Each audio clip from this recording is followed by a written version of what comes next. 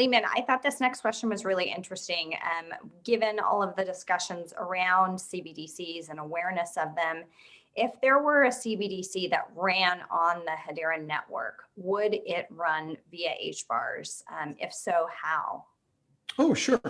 So there's lots of ways of doing things. You could do a CBDC on a private network that then bridges to Hedera. But if you wanted to do it on Hedera, then you have a choice. You could do it using the token service or the consensus service. Either way, and we have people doing both, building things on the token service and building things on the consensus service.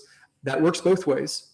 If you do it on the token service, and that means that the token is actually managed by the bottom layer of the Hedera stack. Hedera itself is managing this token. You have the keys to do it. You can mint and burn, or you can not mint and burn. You can set it up any way you want, and you would do that.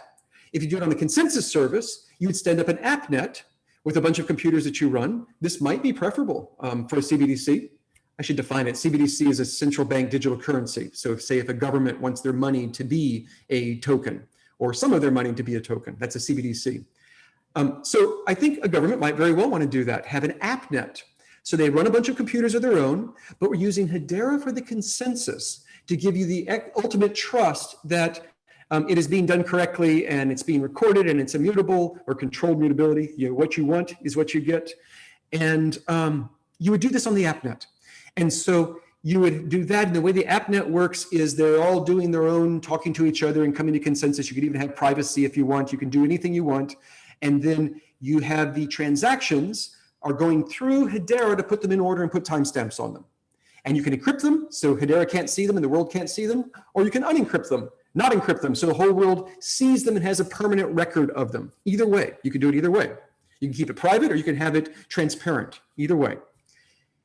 If you do either of these approaches, HTS or HCS, token service or consensus service, in the token service, every time you transfer a token, you would do that as a transaction, which you pay for with HBARs.